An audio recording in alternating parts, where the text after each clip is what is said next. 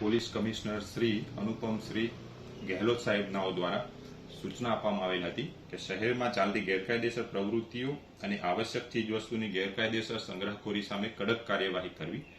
જે અનુસંધાને ડુમસ પોલીસને મળેલ બાતમી આધારે ડુમસ પોલીસ તેમજ મરીન પોલીસના કર્મચારીઓ દ્વારા કીડિયાબેટ ખાતે સર્ચ ઓપરેશન હાથ ધરવામાં આવેલ હતું। જે સર્ચ ઓપરેશન દરમિયાન કીડિયાબેટ ખાતેથી ગેરકાયદેસર રીતે સંગ્રહિત કરી રાખેલ 16 જેટલા બેરેલમાં ડીઝલ જેવા ભરતા જ્વલનશીલ પ્રવાહીનો આશરે 3200 લીટર જેટલો જથ્થો તપાસ દરમિયાન મળી આવેલ હતો। આ તપાસ દરમિયાન આ જથ્થો